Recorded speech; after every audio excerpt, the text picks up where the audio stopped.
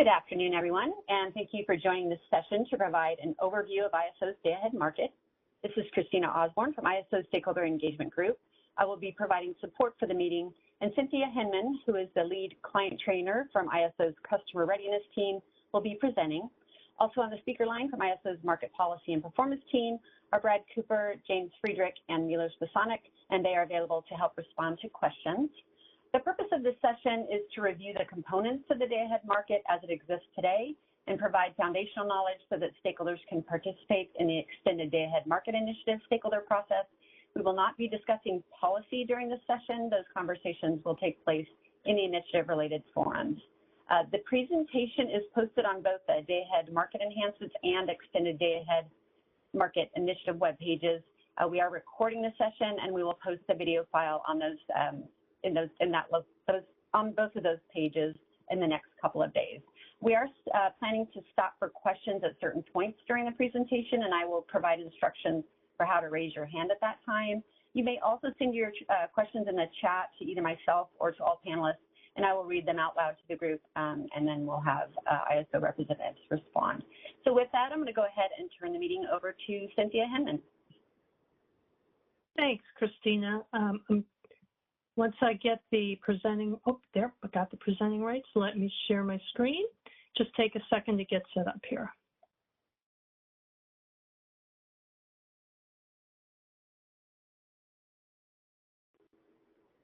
Okay.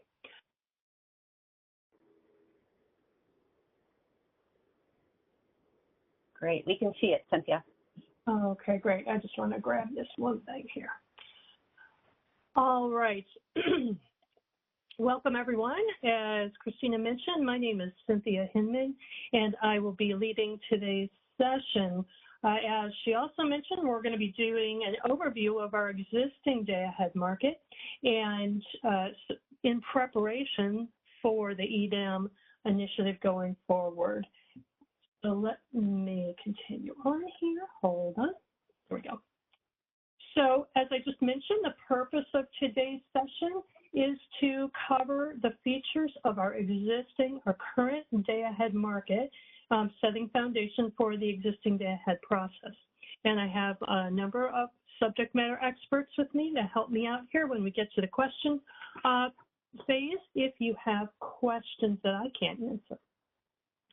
So let us look at our agenda for today. First, I'm going to talk about kind of a high level of what the DayAhead Market does and how it fits into the DayAhead and real-time market processes. Then we'll talk about the market inputs in more detail. We'll talk about the processes that happen in the DayAhead Market.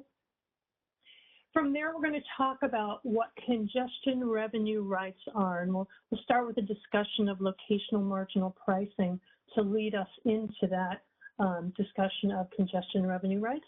And we'll end up with a little talk about what DayAhead settlements look like.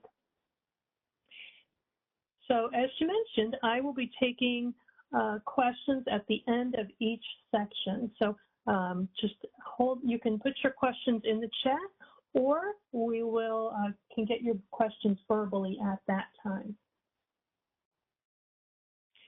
So the ISO has two markets. We have a DayAhead Market and a real-time market.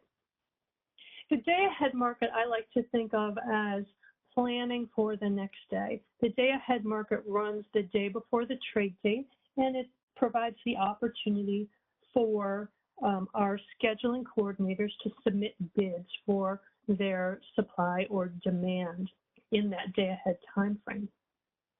We also have a real-time market, and those of you that are EIM participants may participate in our real-time market, and it's part of the energy imbalance market. The real-time market is a market that runs every hour, and it is balancing supply and demand and making sure that we have the supply that we need to cover the demand based on our forecast at the time. So today we're going to be focusing on the day-ahead market. The day-ahead market really accomplishes two main goals in my mind. First, there's the reliability goal. So we're making sure a day in advance that our system operations have adequate resources available in real time. So we're making sure that tomorrow we're going to have the resources that we need on hand, or at least know what we have, what is committed a day in advance. Additionally, it allows participants to sell or purchase energy and capacity in advance of real-time conditions. So you're not relying on those real-time prices. If we only had a real-time market, there wouldn't be another opportunity in advance to make those, to offer excess capacity or to purchase additional energy. So there are two main focuses there, the reliability and the pricing.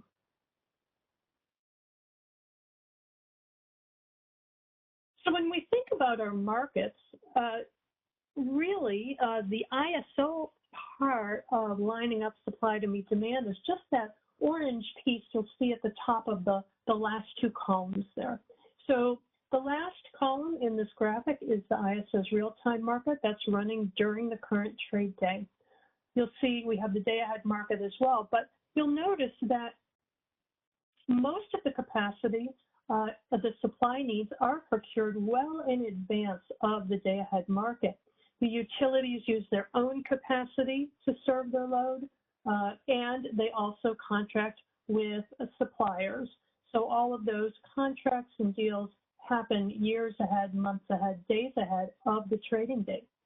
So that is where the bulk of that supply is procured. When we get to the day-ahead market, the scheduling coordinators will then schedule that energy and capacity into our day-ahead market to let us know this is what they plan to have available. But additionally,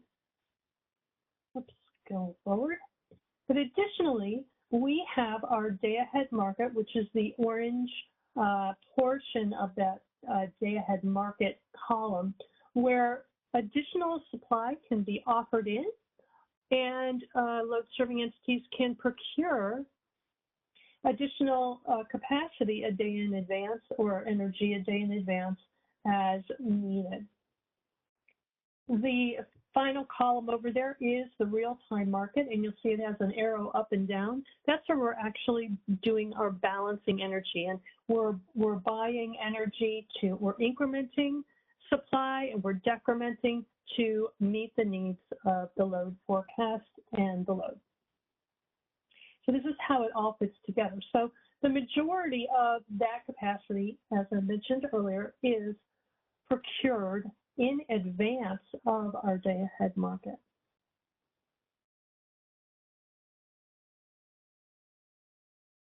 So the day-ahead market clears the supply against the demand for each day. So we're looking at 1 hour here. And what we've done is the bottom of this graphic has the megawatt quantities, and on the left side is the price, the energy, the dollar per megawatt hour. And we're talking about the energy piece of the market right now. So we take all those supply bids that we get, and we're basically stacking them up by price. And that's the green line. And we've got the demand bids that we're also taking in our day-ahead market, and we're putting those from the highest price to the lowest price. We run the market, and where those two cross is known as the total cleared demand. That is the demand that is going to be awarded in the day-ahead market. That's the supply that we will be awarding and the demand. What is not procured in the day-ahead will fall then into the real-time market.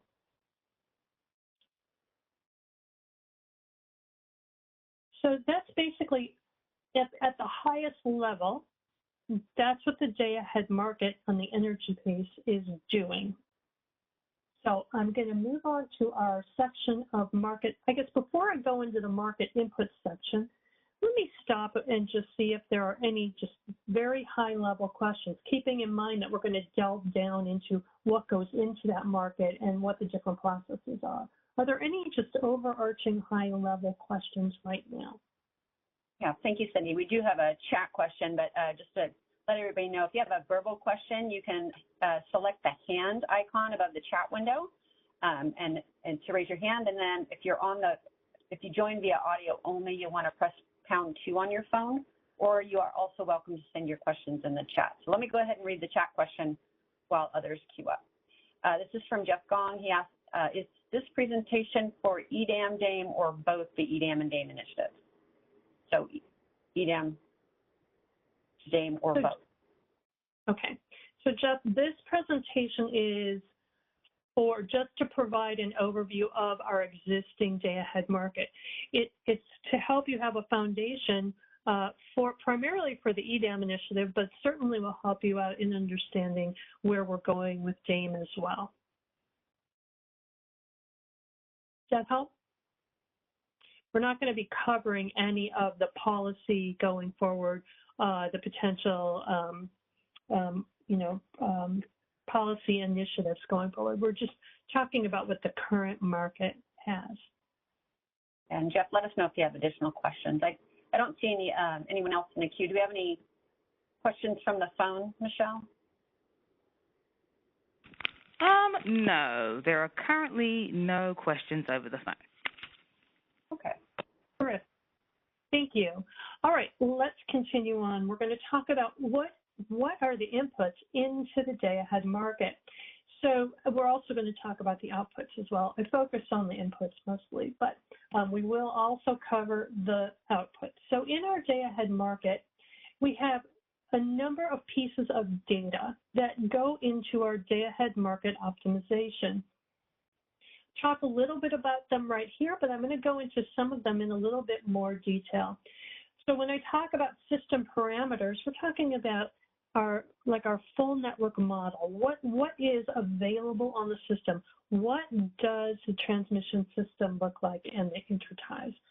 What are all the parameters of what's available on the system? The resource parameters is where we're looking at each one of the resources that is available that bids into the market.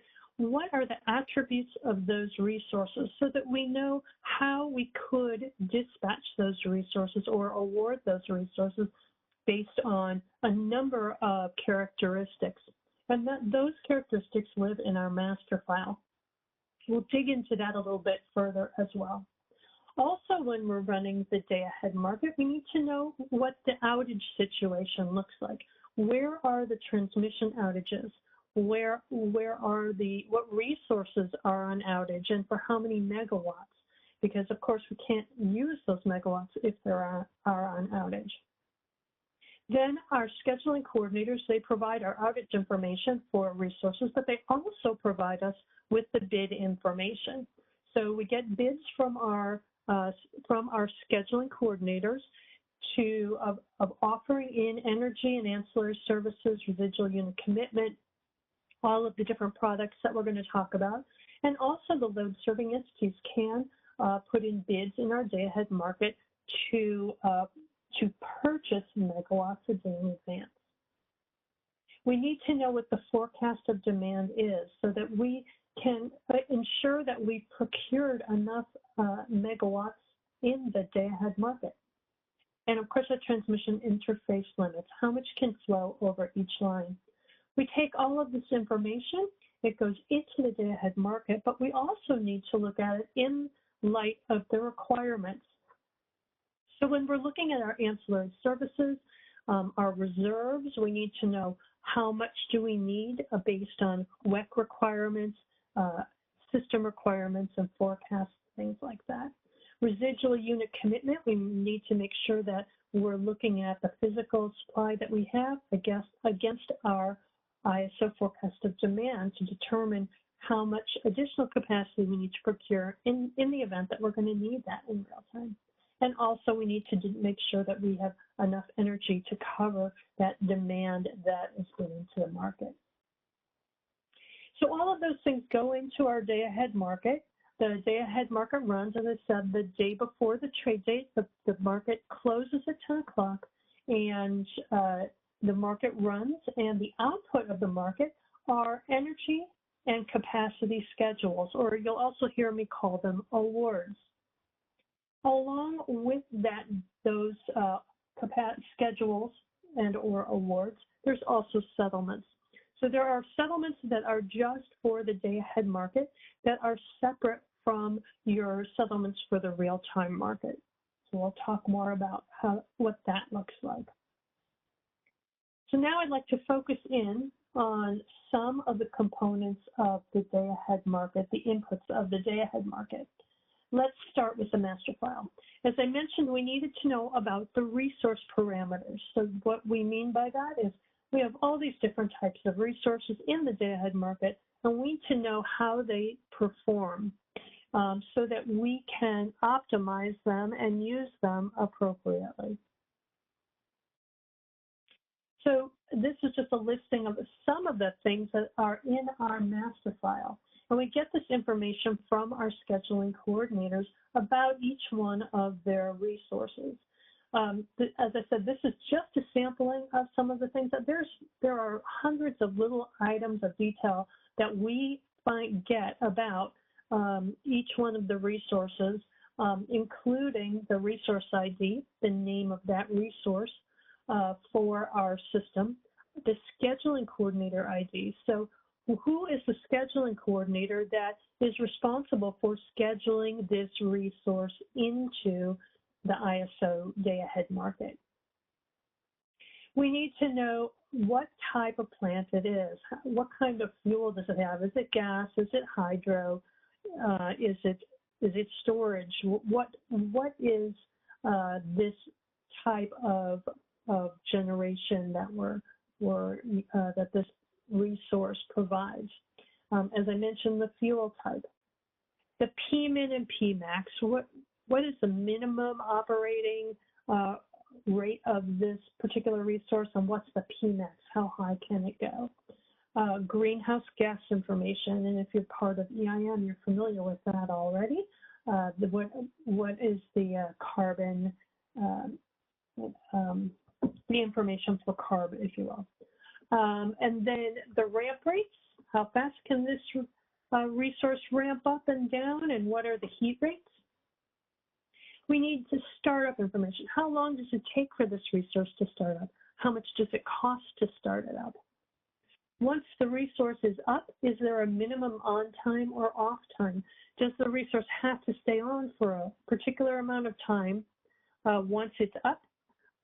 Once we turn it off, does it have to be off for a certain amount of time? MSG configurations, those are multi-stage generators, and they can transition from one configuration to another. We need to know the details of that, how those resources are configured and how they transition. When we're looking at our intertie resources from our neighbors, we need to know information about those resources as well. And variable energy resource indicator. Is this a variable energy resource? Is this a wind resource or a solar resource? So that's just a smattering of the information. There is a lot more that we're looking for that is contained in our master file so that we can make sure that we're scheduling those resources appropriately.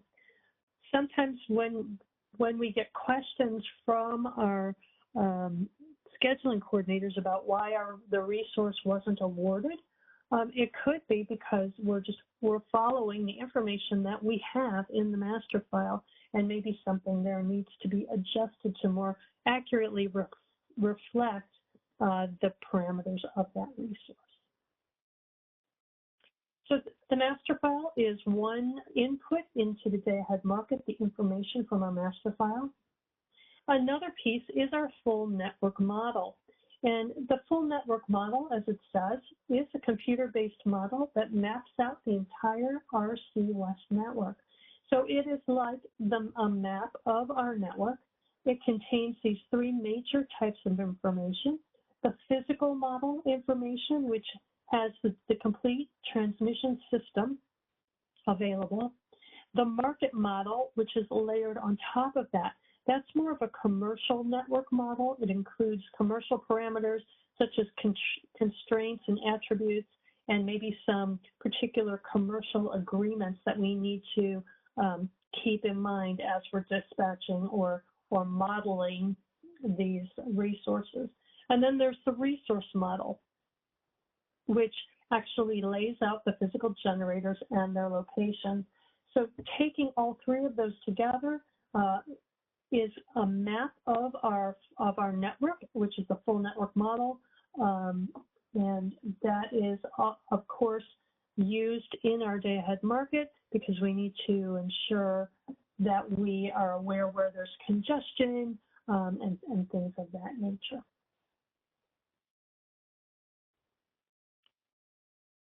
Next, and also one more thing about the full network model. If you want more information about our full network model, there is a computer-based training in the Learning Center on the ISO website. Shamelessly advertising other training. Additionally, as we're running the DayAhead Market, of course, we need to have the forecasts of the demand as well as the renewable forecast. So we start our forecast well in advance of the DayAhead Market. We're looking out as far out as 7 days out. We also do another sampling at 2 days out, and we have a day-ahead forecast. And you can see here, there's a chart showing a particular day where we're refining those forecasts over from the 7 days out all the way down to the 5 minutes.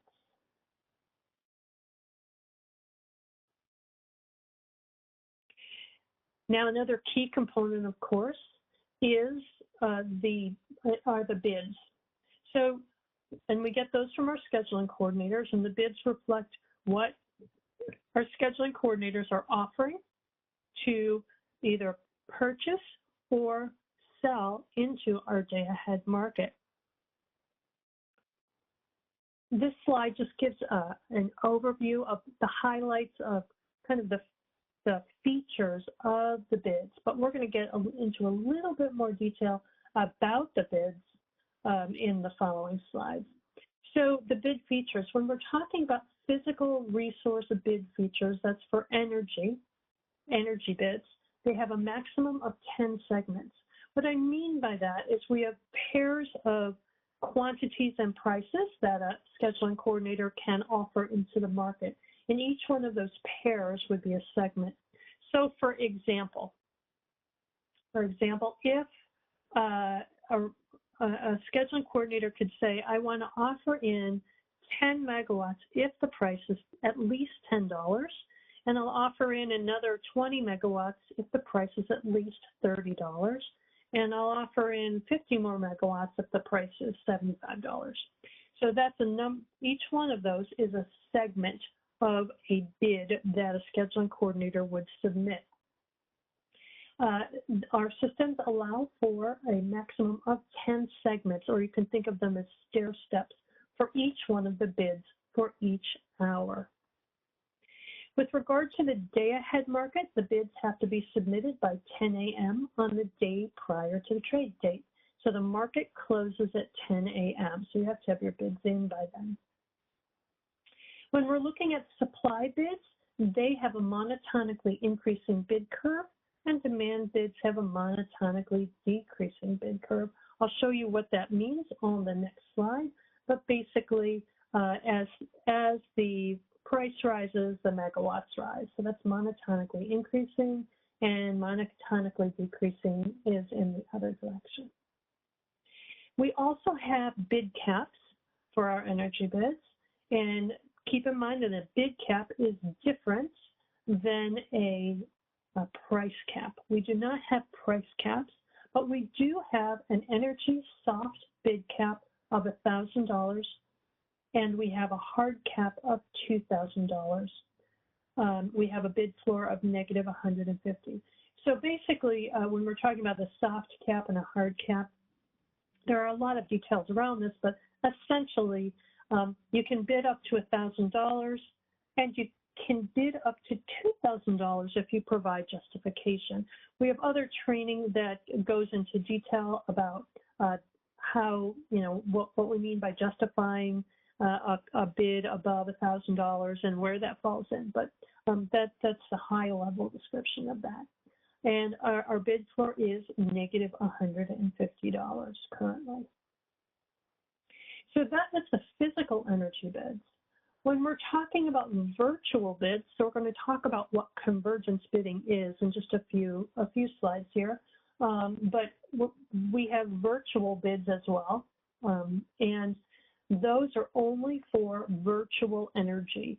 So there's no ancillary services associated with our convergence bidding. I use the word convergence and virtual interchangeably. So when you're talking about virtual bidding, you're only talking about virtual energy. Since these bids are not tied to any physical assets, there's no startup costs associated with them, no minimum load costs.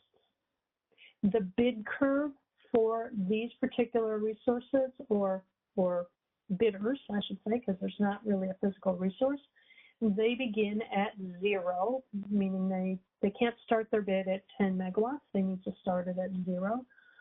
They need to bid starting at least 1 megawatt, and they have to have a price and a quantity. So it's an economic bid, not a self-schedule. Excuse me for 1 second.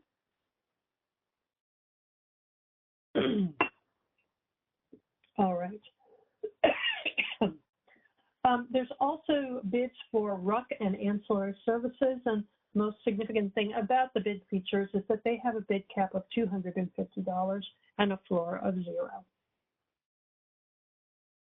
There is more information about bidding rules in Section 39.6 of the tariff, and again, there is no price cap.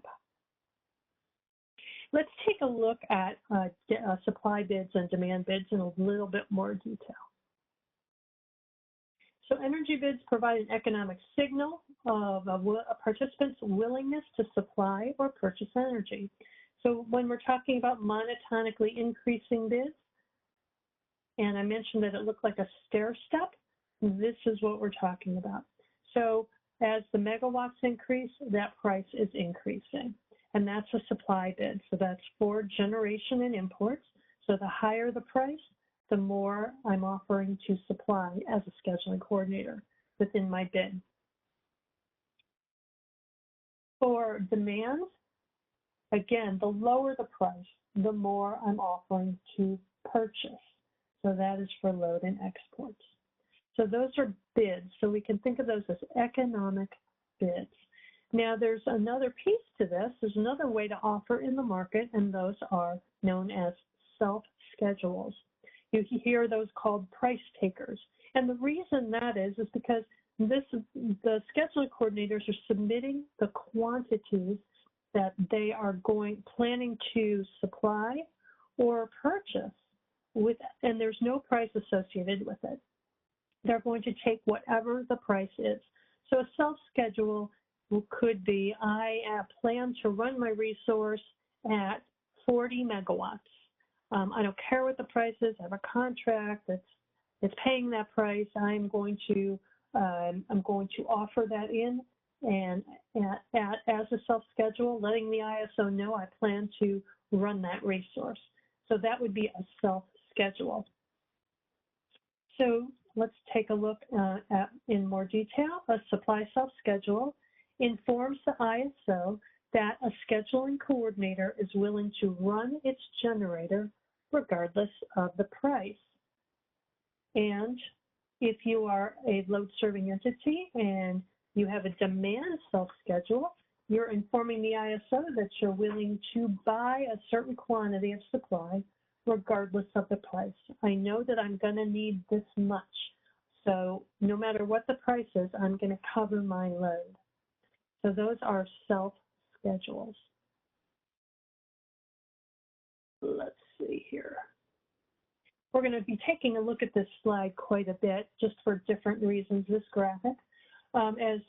Just as a reminder, there are the supply bids and the demand bids, and where they cross is the total cleared demand. Now, when we add in the detail about self-schedules, you'll see that the self-schedules are placed at the beginning of those economic curves. So all things being equal, if you put in a self-schedule, your resource or your bid is probably your self-schedule is going to be awarded in the day-ahead market. I wouldn't say that happens 100% of the time, but those are placed at the beginning of the economic curve. One other point about our day-ahead market with our bids and self-schedules, in the day-ahead, we're clearing those supply bids against demand, the demand bids. So this is the opportunity for load-serving entities to submit bids. They do that in the day-ahead market, but not in the real-time market. In the real-time market, we're clearing those supply bids against the ISO load forecast. So that is a large difference between how the optimization in day-ahead works versus the optimization in real-time.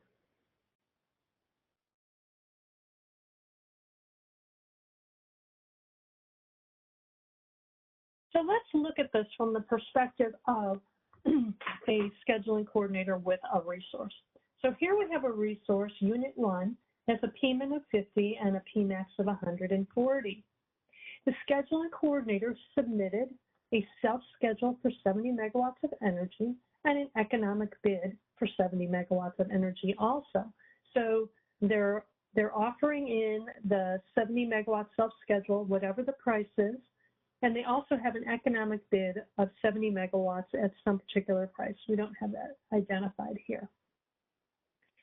Additionally, this scheduling coordinator is also offering in ancillary services because they're certified for ancillary services as well.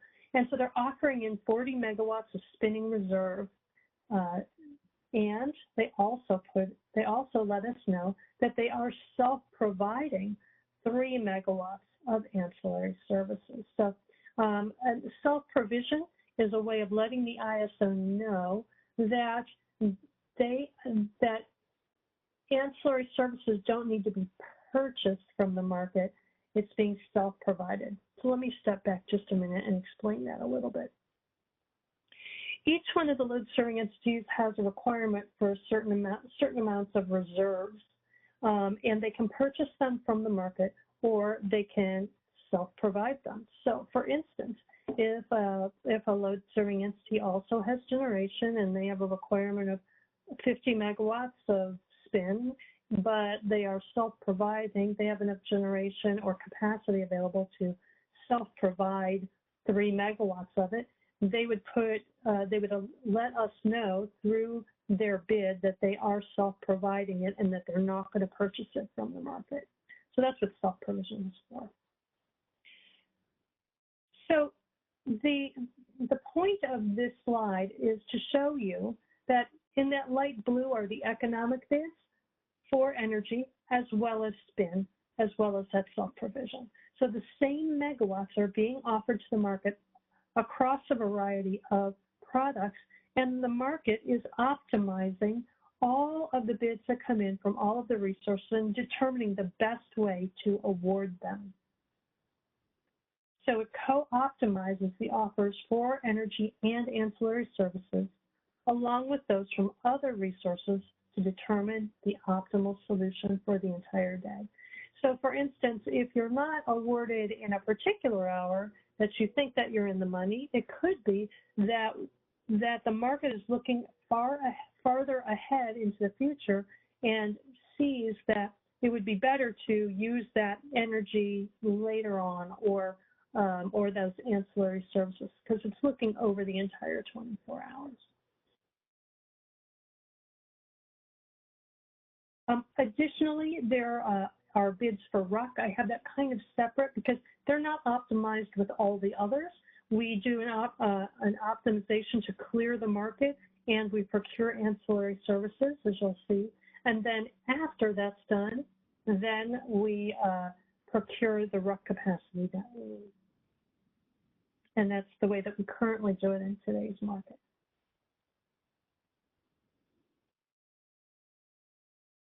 Okay, so now, actually, I think I'm going to stop here before I move on to the physical and financial participation, because I see that there are some questions here. So why don't we stop and just for a moment here and see if there are, or go over the questions that are in the chat. Christina? Sure, yeah, and I'll just remind people how to raise their hand if they want to ask their question verbally. You'll use the hand icon above the chat window, or you can, if you just dialed in, press #2 on your phone. And like Cindy said, we do have quite a few chat questions. Some of them go back to earlier slides, so let me go ahead and read the first question. From Michelle Tovar-Mora, are gas infrastructure and gas availability constraints also taken into consideration? You know, Michelle, I am not sure of the answer to that question. I'm wondering if one of my other subject matter experts might be able to answer that. And if not, we'll have to get back to you on that. Anybody else? Can anybody else jump in and help out with that one? Just a reminder to unmute yourself.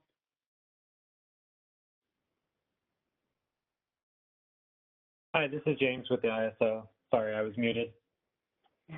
Okay, we can hear you. The DayAhead Market does have gas burn constraints that essentially assure that the aggregate gas consumption required to support a DayAhead energy schedule of natural gas resources in specific constrained gas regions does not exceed the limit imposed by natural gas availability in the gas transmission system.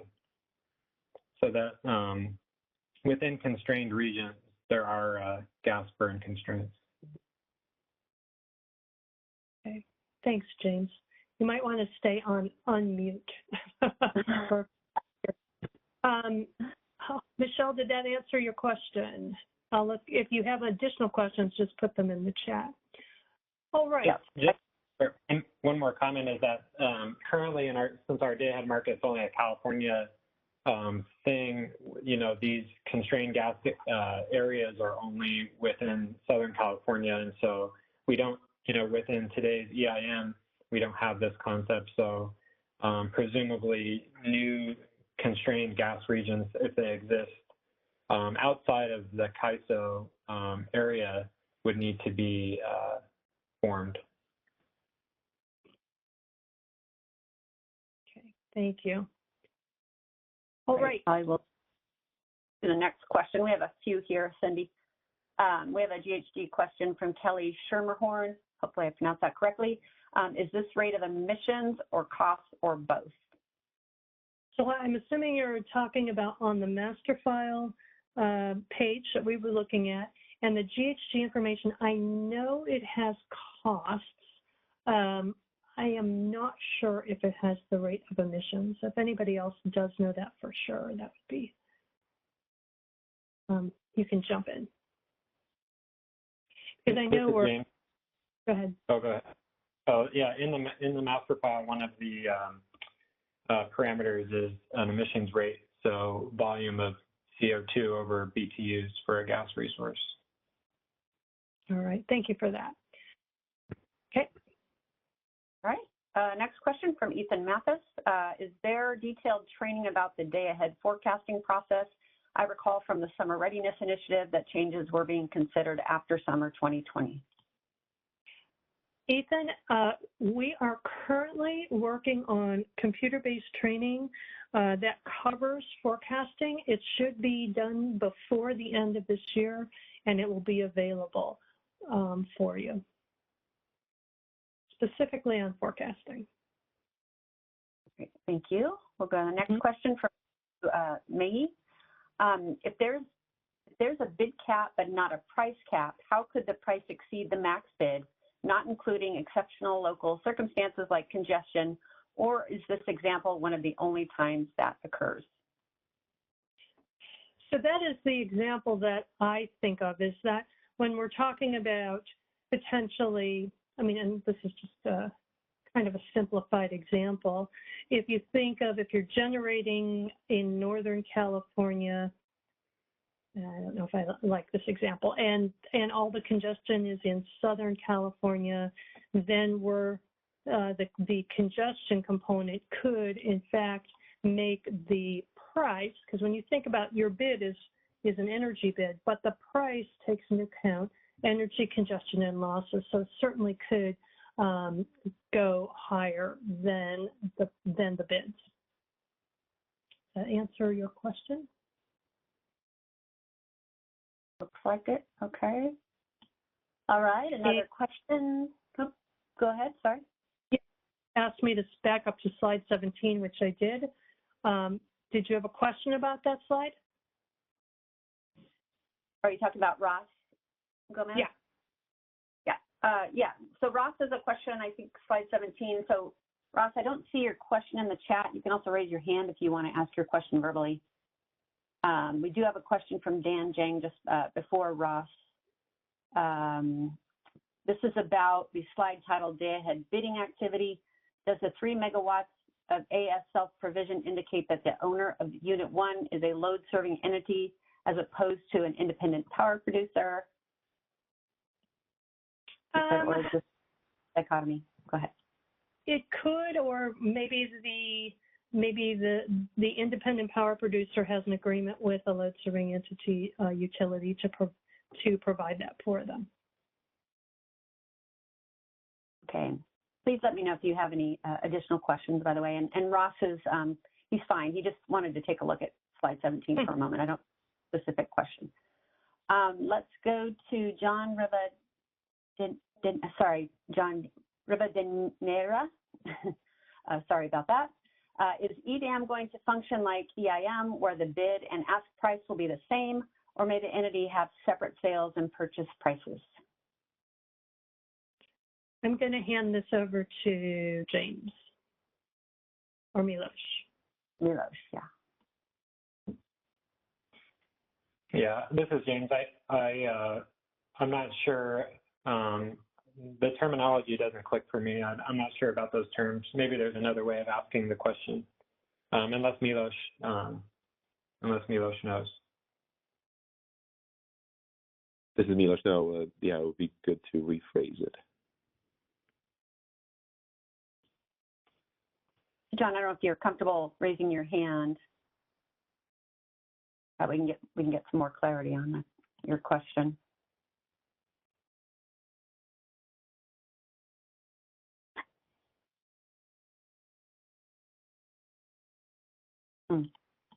See. He said just a sec. So, James, you can just click on the little hand above the chat window if you want to enter the queue. In the meantime, while he's trying to queue up, Michelle Tovar-Mora had another question. She said, James, will gas constraints potentially get modeled in EIM since it seems to be considered in EDAM? Not that I'm aware of, but. Yeah, and I'll just clarify the way that the question is phrased. It notes that it's considered in EDAM. It's considered in the current day-ahead market, which is really constrained to the California ISO footprint. It's an open question once we move to EDAM, whether there is, we can do the same to the extent there are similar constraints in similar regions that can be created. Michelle, Brad Cooper, I think, is trying to say something. He's not able to unmute his phone, so I don't know if you need to move him over to panelist in order for him to unmute himself. I did unmute his line. I will unmute it again. All right, Brad, you are unmuted. You should be able to go ahead. Hey, can you guys hear me? Yes, we can hear you now. Yeah, so a couple clarifications to the questions. I've been trying to get up for a few minutes, so I'll go by what I can remember. Yes, there's no notion of bid ask, different bid ask bids in the Cal ISO market for supply submits a bid price. It's a step bid price, but the supply bid, if it's in the real-time market, it means if it's above that price, the supply wishes to generate. If it's below that price, the supply wishes to buy back its position, so to speak, in the real-time market, not generate. In the day-ahead market, there's not that concept because it's simply a supply bid. Hopefully that answers that question. And then similarly, in the day-ahead market demand, it's simply a demand bid. Demand specifies a price up to which it's willing to pay in the day-ahead market. And if the price is below that, the demand will get scheduled. If it's above that, it won't get scheduled. And then a clarification on the gas constraint issue. James is correct. We only enforce that in one region. We only have tariff authority to enforce that in that region. Or maybe it's that we only have tariff authority to enforce that within the CAL-ISO DAA. We don't have tariff authority to enforce gas constraints in the current EIM areas. We would have to request FERC to give us that tariff authority. They actually turned us down regarding that a few years ago. And hopefully that helps clarify a couple of the questions. Great. Looks like John is satisfied with that question. I don't see any other chat questions, and it doesn't look like anybody's in the verbal queue. Is that correct, Michelle? At this time, I do not see anyone in the verbal queue. Okay, great. Go ahead, Cindy. Thank you, Christina. Let's continue on. Great questions. Thank you very much. Moving on, we're still talking about bids, but I want to bring in the concept of our convergence bids, our virtual bids. So one feature that we have in our day-ahead market that we don't have it's liquidated in real time, but you can't participate just in real time as a convergence bidder. So we have two different kinds of energy bids. We have virtual energy bids and physical energy bids. And so we can talk about physical and financial, if you will, because our virtual bids don't have any physical assets associated with them. They're just financial positions. So when we talk about physical bids, we're talking about supply from generators and imports and the demand, which is load and export. So that's the physical megawatts being injected into the grid and consumed. When we talk about our financial participation in the market, as I mentioned, there are no physical assets associated with it. It's just financial positions at supply nodes, demand nodes, and trading hubs. Now, since there isn't any physical assets associated with it, you could put a supply bid at a demand node, for instance, or a trading hub, because they're not linked to any physical assets. So those are the different kinds of bids. There's physical energy bids and financial energy bids. So a lot of folks wonder, well, then why do we even have convergence bidding, and how does it affect? First of all, we'll talk about how it affects the physical market, because both of these virtual and physical bids both go into our day-ahead market. With the virtual bids, there's no physical energy that is ever delivered or consumed, and as I mentioned before, they're not backed by physical assets. If you're a scheduling coordinator who's also a virtual bidder or convergence bidder, there's no link between your virtual bids and your physical bids. But it can impact pricing. The virtual bids can set the clearing price for energy. The supply and demand bids are put on that same curve along with all the physical bids. They also can impact congestion. The amount of megawatts that can be associated with a particular line could be physical, could be financial. They also impact how we procure residual unit commitment, because we have to take out all those virtual bids to see what physical supply is really available, and we compare that to what we have forecasted. So let's take a little bit more of a dive into here. So why do we have virtual bidding? All ISOs have this convergence bidding. We're the only ones that call it convergence bidding. The other ones call it virtual bidding. This convergence bidding drives the convergence of day-ahead and real-time prices. It encourages the virtual bidding, since it can set the price in the day-ahead market. It encourages the physical bidders to bid into the day-ahead market. So it leads to more efficient outcomes. And because of that, it also eliminates the needs for scheduling penalties. We don't have scheduling penalties. So what does it look like? Well, if you have virtual demand and you are certified as a virtual bidder, convergence bidder in our markets, and you want to put in a bid for virtual demand, you put in a bid to buy megawatts in the day-ahead market, and assuming that the bid clears, the bidder is going to pay the day-ahead price. So that's a virtual demand. They're going to pay the day-ahead price, and then the bid is liquidated in real time at the real-time price. So what I mean by that is the real-time market automatically sells that position, and the bidder is paid the real-time price. So of course, you're hoping the prices in real time are higher than the prices in day ahead if you're doing virtual bidding in order to make a profit. On the other side of the coin is virtual supply. In this scenario, a bidder submits a bid to sell megawatts in the day-ahead market, just like they have a generator, virtual supply. They're offering in to sell in the day-ahead market. And if that bid clears, they're going to get paid the day-ahead price, the nodal price at whatever node that they bid at. And then in real time, we turn around and we're going to pay the bidder the real-time price for those megawatts at that node.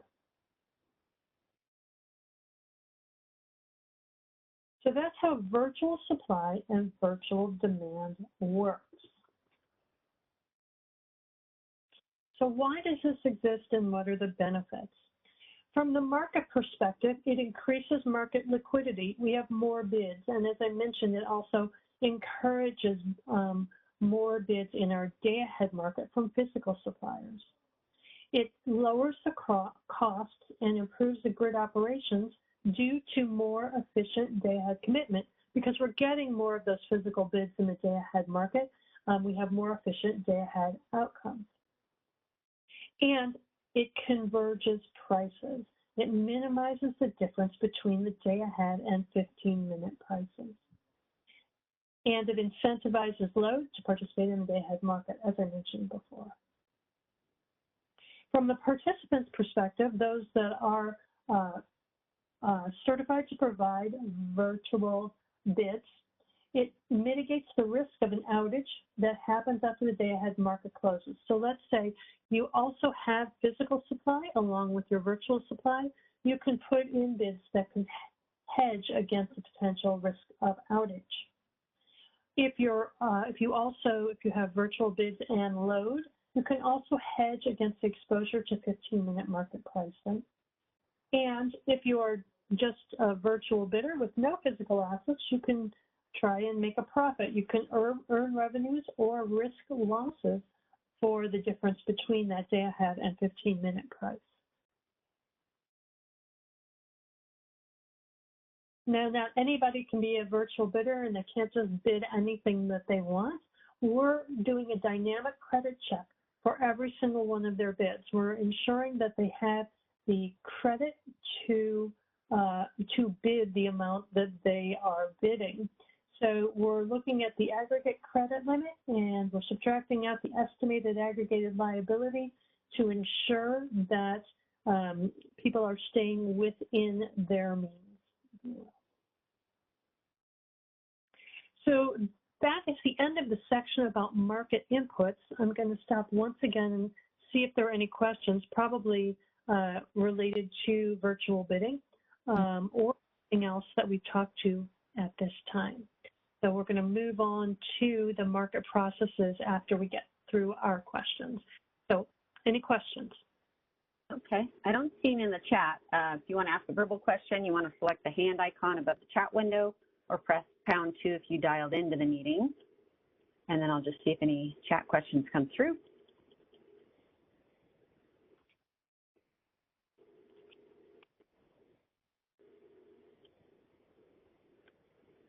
I don't see anything yet, Cynthia.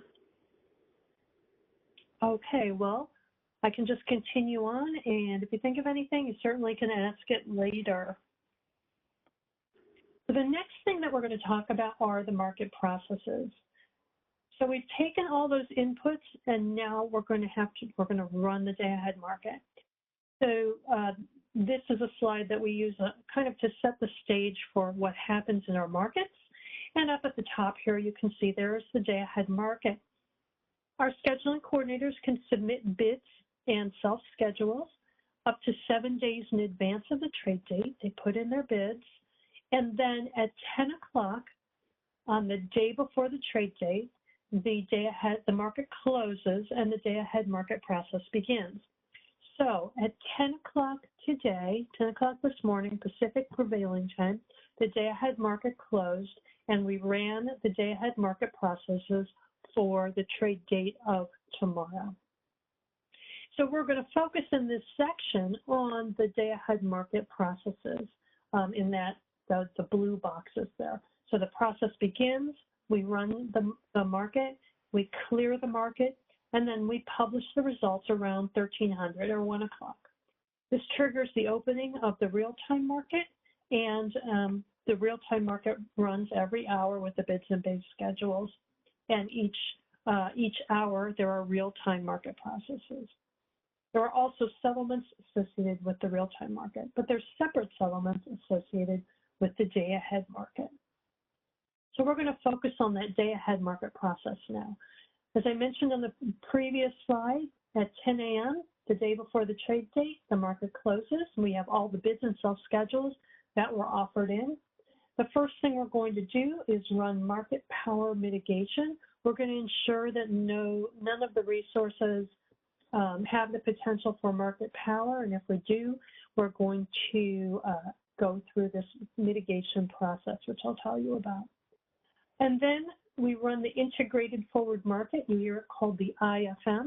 That's where we're clearing the bids and procuring ancillary services. Then we're going to run residual unit commitment, or RUC. Finally, we publish the results. So let's start with market power mitigation. What is market power? Well, in our little picture here on the top, you can see there's a little town on the hill, and we have 3 different generators, 3 different suppliers of generation that are offering their megawatts to serve that load.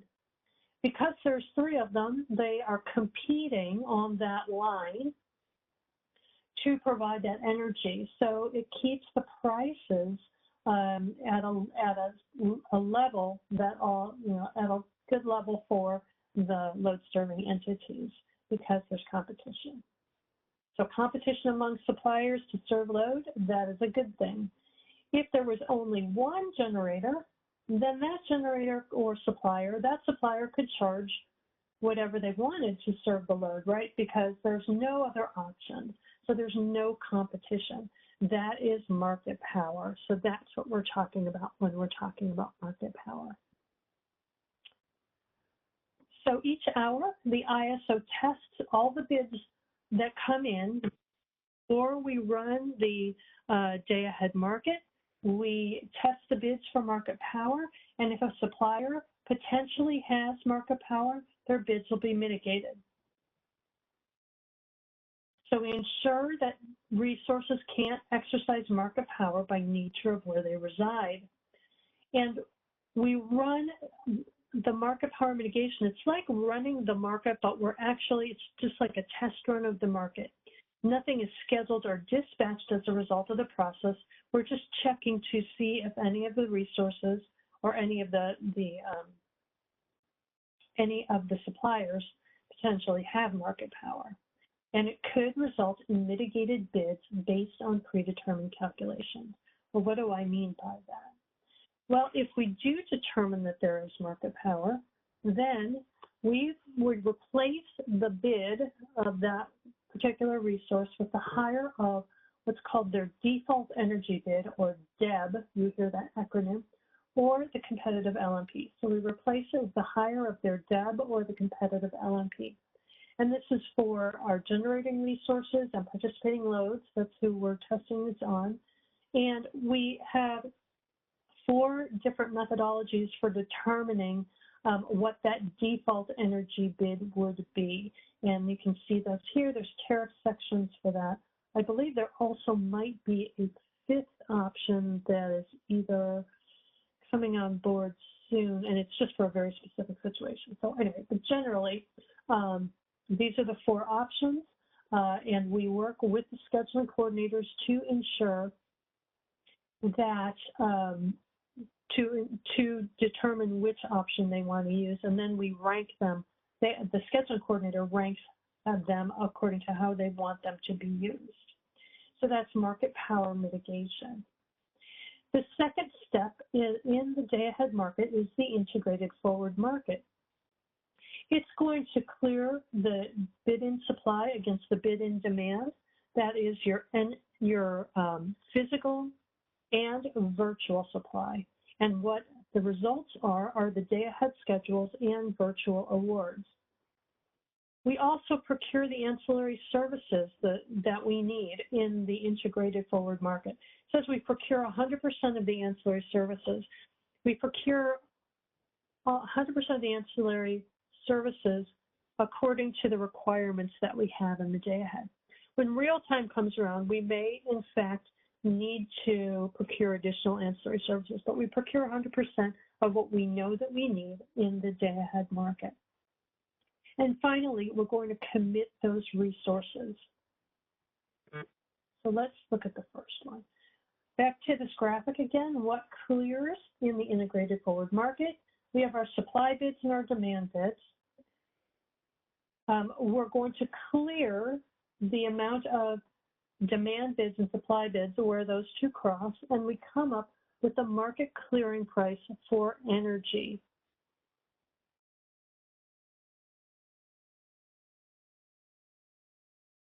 And this is in a particular hour. Step 2, we procure the ancillary services. Step 2 of the step 2 is procuring the ancillary services. When we're talking about ancillary services, we're talking about the following.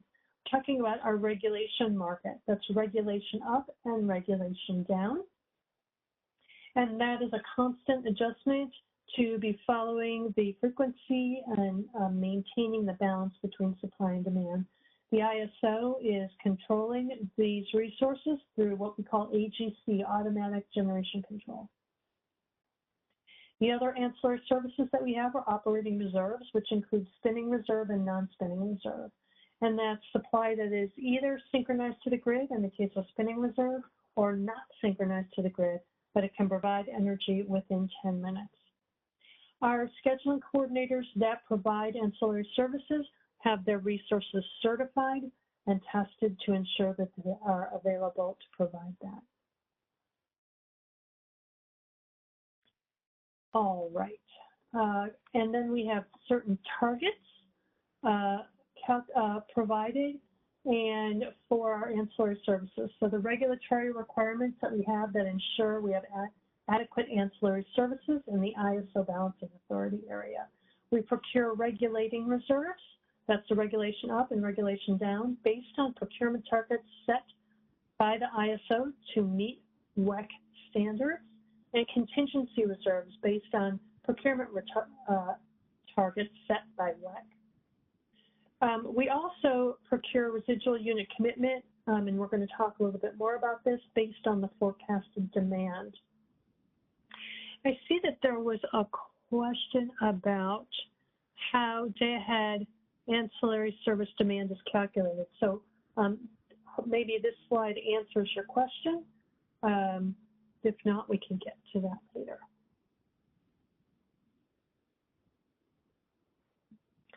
Finally, we're going to commit resources in the day-ahead market. So let's take a scenario here. We have, in the day-ahead market, we have all these bids, all these resources are bidding $20. Their energy bids are $20.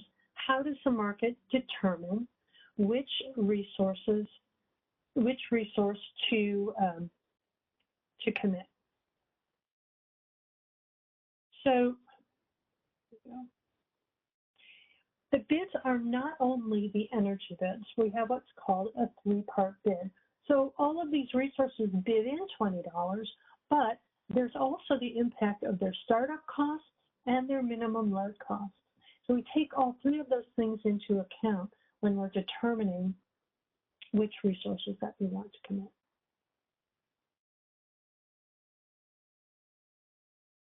Moving on, we'll talk about residual unit commitment, and then we'll answer some questions if we have them. So residual unit commitment, or RUC, that's a method of ensuring reliability of the grid. So this happens after the IFM happens and we procured our energy and our ancillary services.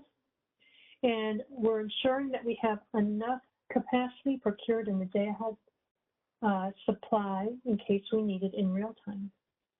We select resources from resource adequacy capacity bids and economic bids. So resource adequacy, I wasn't going to talk a lot about resource adequacy in this particular presentation, but when it comes to resource adequacy, there are certain requirements with regard to must-offer obligations and what needs to be offered into the day-ahead market. One of the requirements is that if the bids are not awarded in the day-ahead market, then the capacity can be used for residual unit commitment and leftover capacity. Of course, there are many rules surrounding that, but generally that is the way that happens. So we look at all the available resource adequacy capacity first to meet that residual unit commitment requirement, and then also resources can put in economic bids for additional capacity in case we need more than we have available. Resources that are awarded residual unit commitment capacity are required to submit energy bids in the real-time market.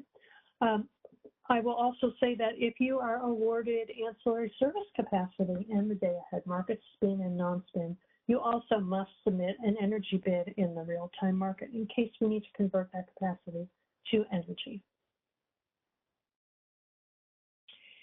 Here's our picture again. We see that we're going to clear the supply and demand at that point, but we're also going to compare that to our forecast of demand. So let's say we cleared 100 megawatts in the day-ahead market, and we looked at the forecast, and it looks like we're really, in this particular hour, going to need 150 megawatts. So if there weren't any virtual bids, we would just procure that extra 50 megawatts from what difference between what cleared and our forecast. But we know that some of these bids are virtual bids and not available to actually cover the forecast. So what we do is we strip out all the virtual supply and demand bids and see how much physical supply we actually have available, and we compare that to the forecast, and that's the amount that we procure for residual unit commitment. When we're looking at residual unit commitment, you can see here there's a bunch of $0 bids, and those are the bids from our resource adequacy resources. There are those, when one of the rules for resource adequacy bids are, they are $0 if you're resource adequacy, and then the rest of the green line going up are all the bids, the economic bids above and beyond the resource adequacy capacity. and then we just determine the requirement of how much we need, and that's how much clears the market.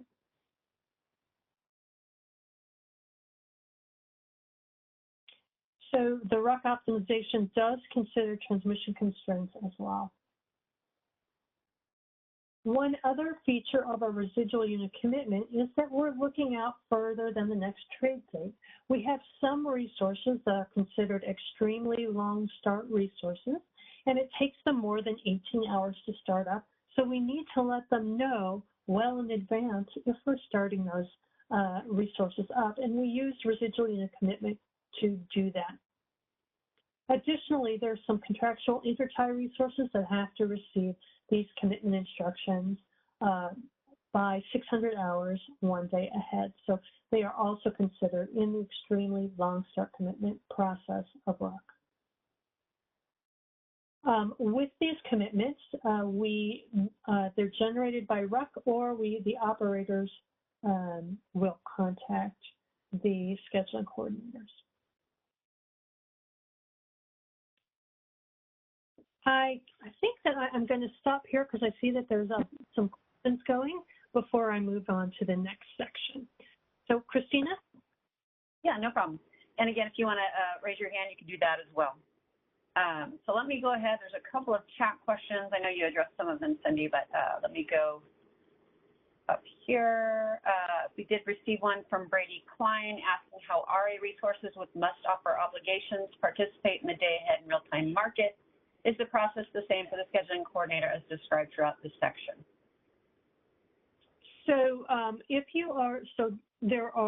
going to do another plug for computer-based training. We have a computer-based training that just actually was published this week about resource adequacy. I encourage everyone to take a look at that in our Learning Center. But to answer your question,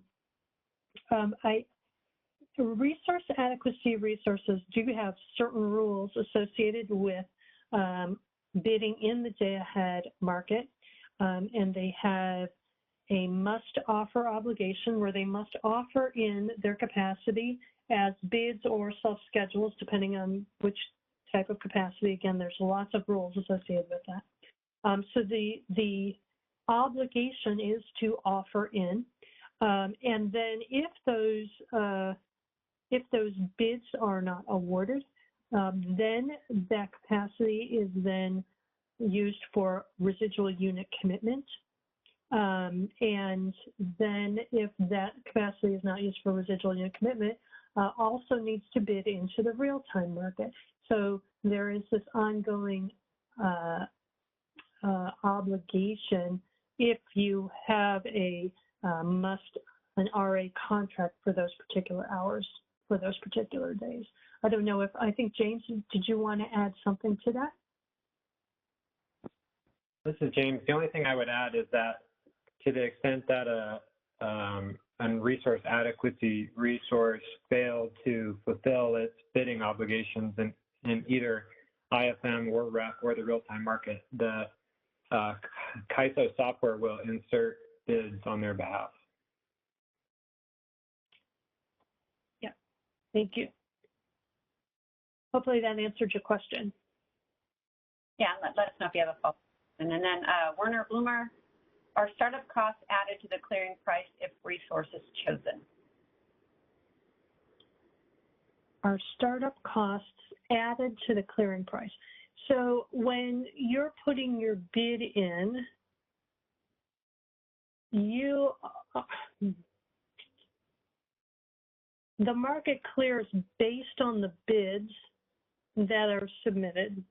And we're going to talk about how the prices are put together with the energy congestion and losses. But basically, when we are, let's go back to this picture here. Earlier picture. So we're clearing the energy price based on the bids that our scheduling coordinator submitted. Now we have in the master file, we know what your startup costs are. And when you put your bid in, we are considering your startup costs as well. But the clearing price is based on the energy that clears in the IFM, along with the congestion and losses. And we'll talk more about that. All right, and yep. Sorry, go ahead. No, I was going to say, after we go through the LMP section, if you still have questions, let me know. Yeah, and just a reminder again that these slides are out on the both the DayAhead Market enhancements and the extended DayAhead Market initiative web pages. So it looks like one more question from Carly Page. Generally, how many bids and how much capacity does CAISO determine to be non-physical or financial only bids in the RUC process? I'm not sure. So if you're asking how many bids, how much virtual bidding do we have in the market, I don't have an answer to that. When we look at the RUC process, we take everything that is a physical bid, a virtual bid, we take out. So that orange line there that I have on the screen could be on the left side of what clears the market, or it could be on the right side, depending if we have more virtual supply or virtual demand. I don't know about the amounts of that.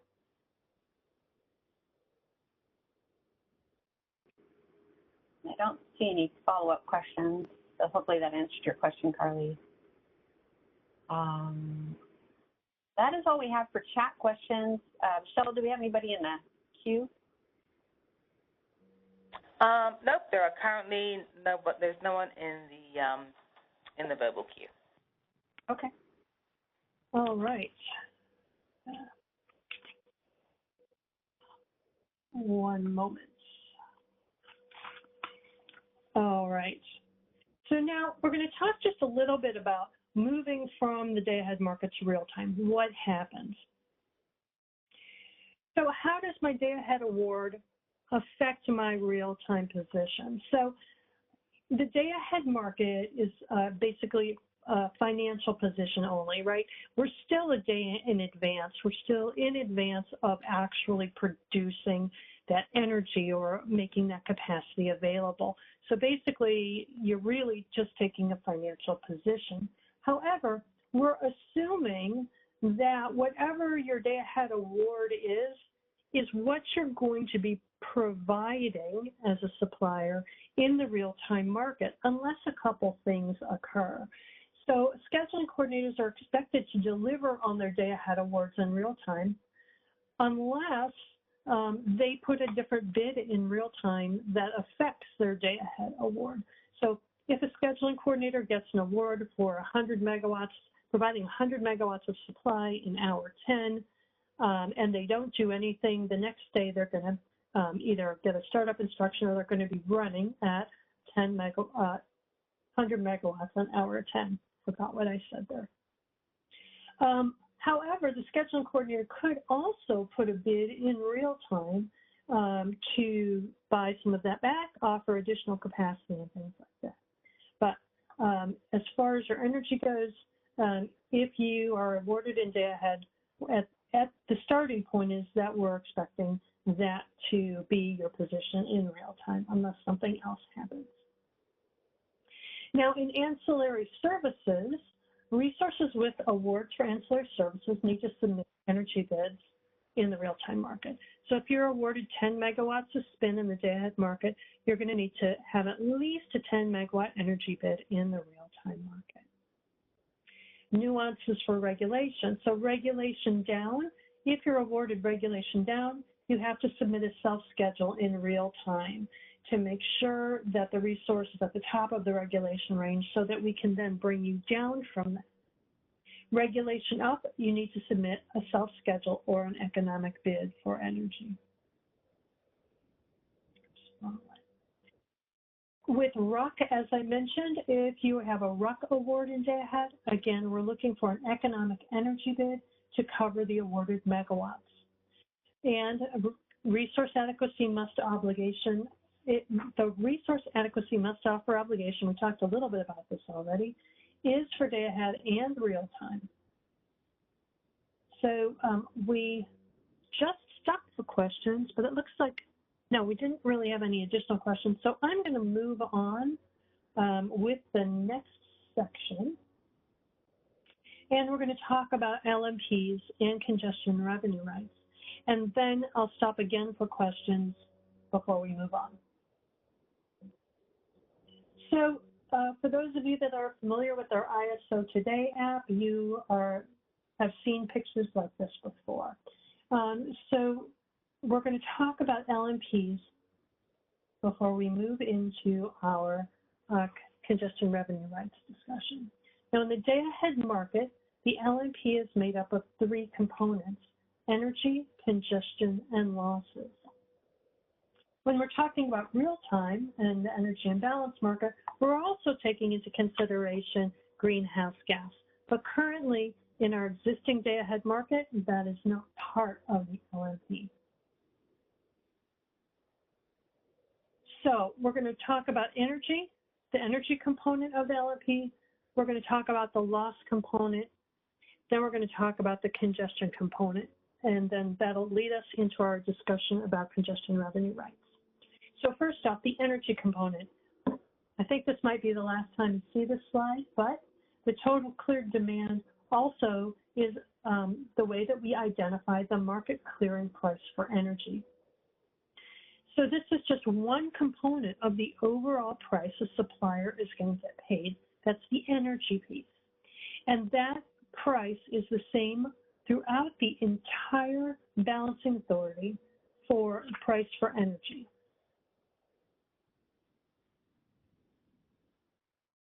The loss component of the LMP is actual losses, and it's based on marginal losses. The loss component of our locational marginal price based on marginal losses.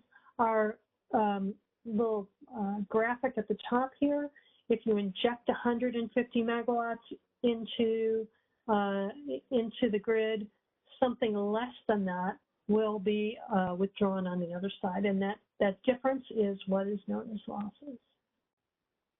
So actual losses use the full network model and the optimal power flow solution. The LMP uses the marginal losses. Now, moving on to congestion. Congestion is just like what it sounds like. It's a condition in which the lowest priced energy can't flow freely to a specific area due to heavy use of the transmission system. So load pays more than generation gets paid, resulting in congestion events. And the potential causes of congestion, there isn't enough transmission capacity. Now, it could be there's just not enough transmission capacity, or it could be that there is potential transmission outage. So back to our today's Outlook graphic. If we looked at these three nodes, so each one of these little circles are nodes, and you can see that there's a legend with the different colors mean different prices. We also call this our Skittles map from time to time, depending on how varied the colors are. But each one of these nodes, you can see that there is a locational marginal price for each one of them, made up of energy, congestion, and losses. And in fact, if you use our ISO Today app, you know that you can click on any of these nodes and get the prices. So this is just a snapshot of one, and this one happens to be real time, but it looks the same in day ahead. What you see here is, first of all, before we get into the congestion, if you look at the energy price on all three of these, you can see the energy price is the same. So in the day-ahead market, where that price, where the supply and demand cross, the amount of megawatts that cleared the market clearing price for energy is the same throughout the entire system, right? In this case, it's $6.15. What makes these prices different is the congestion and the losses. So if we look at this Davis 1 node, you can see that the energy price is $6.15. There's no congestion. The cost of congestion is zero. So $0 congestion indicates that there is no congestion in that area. When we look at the Wolfskill node, you can see that the congestion price is negative, and in fact, it makes the entire LMP a negative price.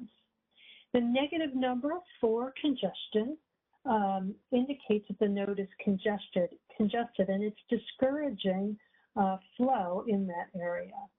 So you're less likely to bid to, if you're a generator in that area, if you're going to end up paying, right? It's negative $2 to generate.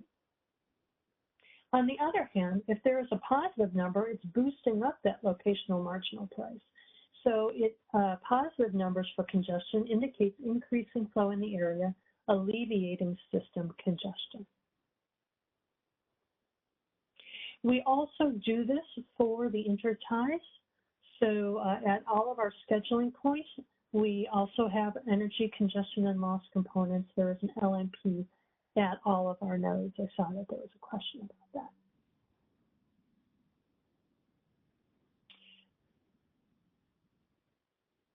I see, I'm looking at the questions here before I go on. Well, let me go on and do these examples, and then we'll stop for some questions. So I'm going to give you a few examples to kind of show you how these LMPs work, particularly how congestion works. First, I'm going to set the stage with an example where we're really just talking about the energy prices and who gets paid and who gets charged. In this example, there's two generators, generator 1 and generator 2. There's 300 megawatts of load to be served, and there is a transmission line with 1,000 megawatts on it. So there's 300 megawatts of load to be served, and there is no congestion. Now we see the bids for these two generators. Generator 1 bids 500 megawatts. I'm offering 500 megawatts at $40. And generator 2 put in a bid saying, I'm offering 500 megawatts at $60. Now, if all things being equal, to serve that 300 megawatts of load, we're going to take the less expensive bids to serve that demand. So we're going to use 300 megawatts of that $40 generator. So the load serving entity is going to end up paying $40 for that energy, $40 for each megawatt. The LMP is $40. As I said, in this example, there's no congestion and no losses. So this is not a trick question here. It's a very simple example. And generator 1 is going to get paid $40 for each one of those megawatts. So let's say now we have the same scenario, but if you see the transmission line has an outage and now can provide 150 megawatts as opposed to 1,000 over that one line. Only 150 can flow. So now we can't get all 300 megawatts from the least cost generator. So we're going to get 150 from generator 1 at $40, and we're going to get the other 150 from generator 2 because that's our only option. So the load is going to be served, and the way we figure out what the price that the load will pay is if they had another megawatt of generation, another megawatt of load, excuse me, what would the price be? Where would we get that? Well, we would get that from generator 2 at the $60 price. So the marginal cost is $60 for that energy. So the load serving entity is going to be paying $60 for that energy, because that's how much for every single megawatt they're going to pay $60. And generator 2 is going to get paid their bid of $60 for each one of those megawatts as well. Now the question exists of what does generator 1 get paid? Well, in this example, generator 1 is just going to get paid $40 because they're on that other side of the congestion. And in this example, the congestion price is $20. So the load serving entity is paying $60 for each one of those megawatts, and 150 of them is from generator 2. They're getting paid $60 for those. Generator 1 is only getting paid $40 because of the congestion. Now, if we think about it, there's money on the table here because the load serving entity is paying more than the generators are getting paid. So this is where congestion revenue rights come in. So generator, the load was charged totally $18,000 in that example, right? They had 300 megawatts. They paid $60 for each one of those megawatts. So they were charged $18,000 total. The generators as a total got paid $15,000. So there's $3,000 of congestion revenue that goes to congestion revenue rights, and it's allocated to the congestion revenue rights holders for that hour.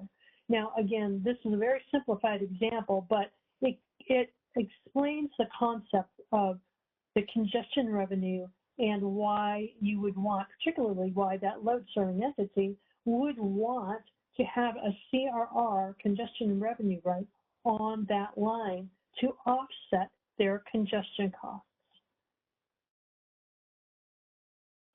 So entities acquire congestion revenue rights to offset those day-ahead congestion costs. So they're based on a source and a sink, and they're used to manage that congestion cost variability based on locational marginal prices.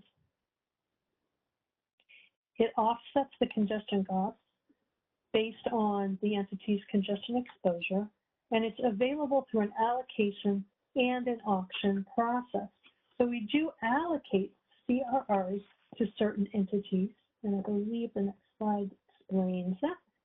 Now, we'll talk about the allocation and the auction process on the following slide. So some key points about CRRs on the day-ahead market. A scheduling coordinator is not required to own a CRR to bid in the day-ahead market. So you don't have to be a CRR holder to have to be a scheduling coordinator.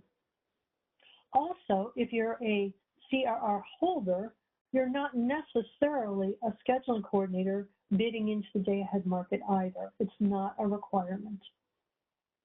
A scheduling coordinator with a CRR is not required to bid consistent with the terms of their CRR.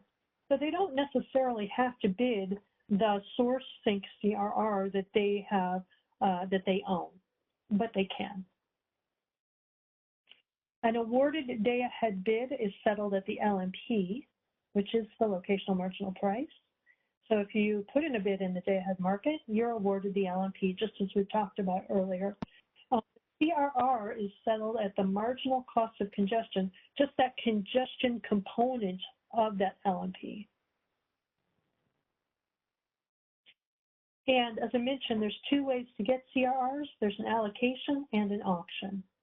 We allocate CRRs to entities that provide for the upkeep of the transmission system, including our load-serving entities in the ISO Balancing Authority, load-serving entities outside of the ISO Balancing Authority area. We call them, of course, we have a really long acronym, OBALCs for them, and also project sponsors of merchant transmission facilities. We allocate, we give CRRs to those types of entities. Then with the CRRs that are left open, we have auctions. There's annual auction, seasonal auction, monthly auction, based on creditworthiness requirements. I'll put in another plug for there's a new CRR CBT as well in our Learning Center if you want to learn more about how CRRs work. So that is what I plan to talk about with regard to LMPs, locational marginal prices, and congestion revenue rights. So I'm going to stop again for questions. Okay, so you can ask your question verbally. You can select the hand icon above the chat window or press pound 2 on your phone if you just dialed in. We do have a couple of chat questions. I know you responded to Sean's earlier question, but he did ask more detail about how the different marginal energy costs between balancing areas can be equated. I'm sorry, ask that question one more time. Between different balancing areas, yeah. Okay, you can see it. I'm looking for it. Do intertie scheduling points have the same LMP energy components as other ISO keynotes? But it didn't sound like that was the question. And then he asked, he said, can you explain it a bit? He said, it seems like the adjacent balance authorities could have different marginal energy costs. So how would the CAISO processes make the energy components equal at the intertie? That makes sense then? Yeah, I'm thinking about that one. So when we're looking at other balancing, we're looking at the prices that are bid into the market, and we're basing those on the bids. So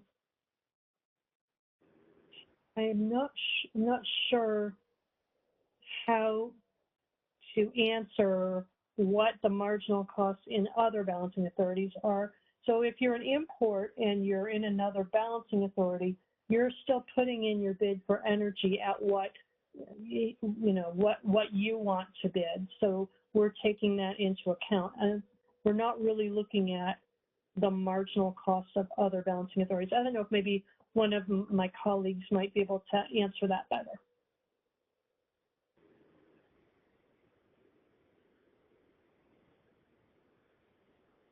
Don't forget to unmute yourselves. This is James. I'm looking more into the question. Okay. So let's move on, and I see there's some other bids here, other questions here, and maybe we can come back to that one. Sure, and then we do have a question. Yeah, let's go ahead and first we'll take the chat question. We'll go to Stephen Pruitt, who is on the line. So Patrick Cunningham, how do losses affect the LMP exactly? Less energy than what was bid is provided for delivery, but how is that loss valued in a dollar per megawatt manner? And how is the delivery point determined for measuring losses?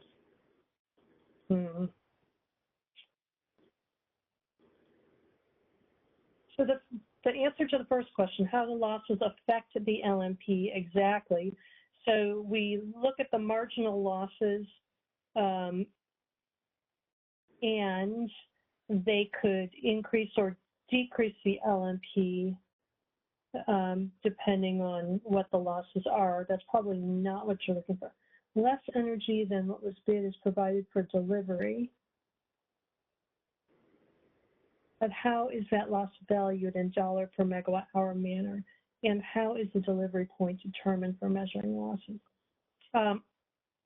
If others have a good answer for that, please jump in. Otherwise, we're going to have to send you that answer. Does anybody have an answer? James or Brad or Nilosh? This is James.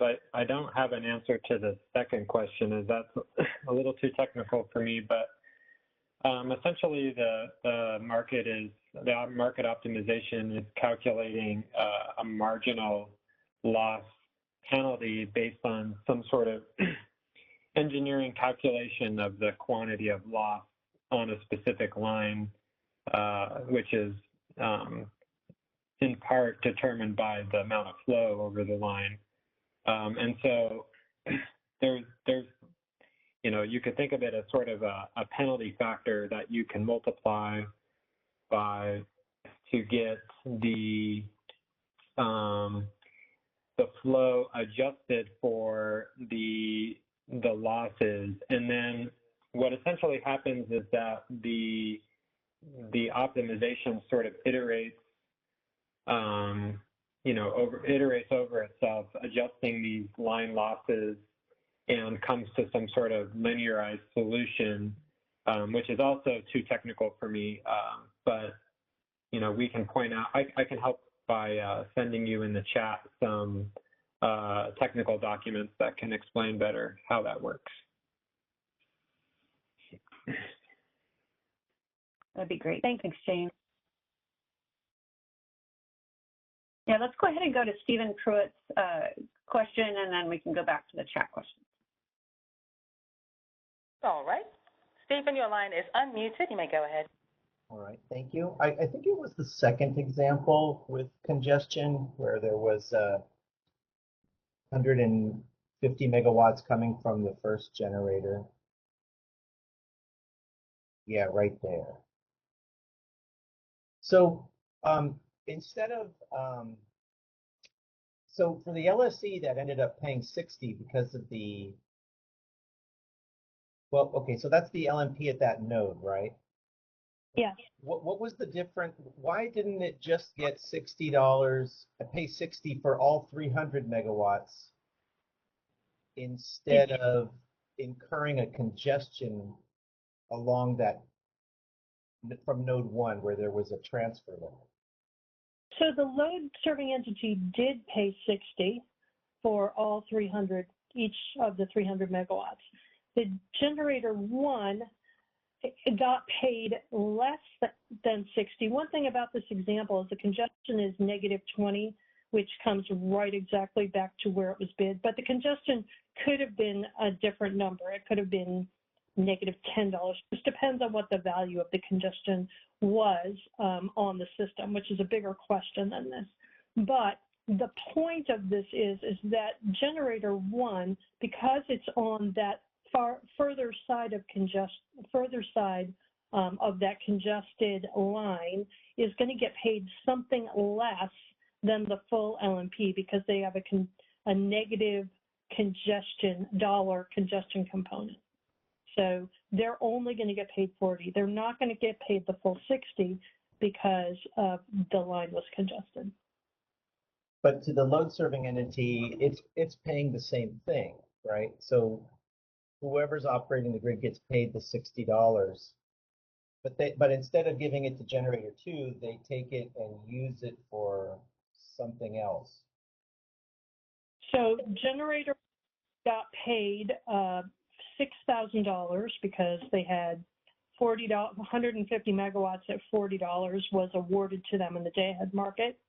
Generator 2 got paid $9,000 because they had 150 megawatts awarded as well at $60. So as totally the generation side, the supply side got paid $15,000, while the load serving entity, yes, they got charged $60 for all of those megawatts. Wow. And so where's the benefit to the load? If that load serving entity would have had a congestion revenue right on that line, they would have gotten paid that $3,000 back. So it was it's like a hedge for them. Oh, I see. Okay, so it would have helped if they had a congestion revenue right along that from node 1. That's right. Okay. Exactly. Thank you. I wasn't making that connection. Okay. Thank you. Hey, can you guys hear me? This is. Go ahead, Brett. This is Yep, Brad. go ahead. Yeah, and just to expand on that a little bit, to the extent that congestion revenue, the difference between what the load pays and the generators are paid in the DayAhead market, to the extent that isn't paid back through congestion revenue rights, then it's just allocated peanut butter to load, based on based on the various load levels, pro rata to load is the word I'm searching for. That's a topic in EDAM. My understanding is the current proposal in EDAM is this congestion would be given to the EIM entities, and the EIM entities would distribute that congestion revenue according to their oaths. And then the same thing also occurs in the real-time market. There's no CRRs in the real-time market. So in the real-time market, that excess congestion revenue goes to an uplift account that's paid to load. And in the EIM, it's allocated to the EIM entities that allocate it based on their oaths. So just to give it some EDAM context.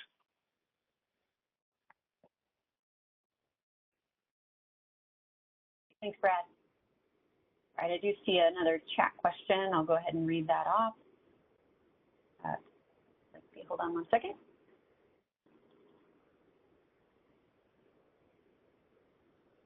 All right, in a moment. Trying to find it. Okay. Simon Steiner asked, can supply bids in the day-ahead market that were not awarded also trigger requirements in the real-time market? For example, an SC bids 100 megawatts into the day-ahead and 80 megawatts of those got awarded. In example 1, the SC does not bid anything into the real-time market. Is the ISO only self-scheduling the 80 megawatts in real-time, or does the ISO forward the day-ahead bid for the 100 megawatts also into real-time? In example 2, the SC bids only up to 60 megawatts into the real-time. Does the ISO add a self-schedule up to 80 megawatts that were awarded in the day-ahead? And Cindy, I don't know if you can see that question. I can. Okay. Thank you, because otherwise I couldn't remember all that. Question. So the SC bids 100 megawatts in the day-ahead market, 80 of those get awarded. It is true that in the real time, the ISO is going to put in a self-schedule of 80 megawatts. And nothing happens with the rest of those megawatts that were not awarded. So that was example 1. So let me reread it. SC does not bid anything in real time. Is the ISO only self-scheduling the 80 megawatts in real time? And the answer is yes. Or does the ISO forward the day-ahead bid for the 100 megawatts also in real time? The answer is no.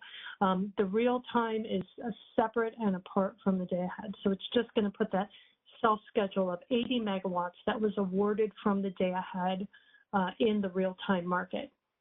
Okay. In an example 2, SC only bid 60 megawatts in the real-time market. So they had an 80 megawatt award in the day ahead, and they're saying, you know what, I really only want to offer 60 megawatts. Does the ISO add a self-schedule of up to the 80 that were awarded in the day ahead? So what's going to happen is you can put in that bid for 60, and if it's awarded, then you're basically buying back 20 megawatts. If it's not awarded, we're still expecting that 80 megawatts. Okay. So we have follow-up questions, and yeah, are there any other questions? Yeah, I don't see any in the chat, and I don't see any hands raised. Michelle, anybody on the audio side that has a question? Not able to see. No, I don't see anybody on the in the verbal queue. Okay, and nothing in the chat, Cynthia. Perfect. Well, let's continue on. We only have a bit left to go, which is settlements. So the first thing to know about the day-ahead settlements is that they're separate from what happens in real time. So we used to say a long time ago, there was that commercial, what happens in day ahead stays in day ahead. If you remember that old Las Vegas commercial.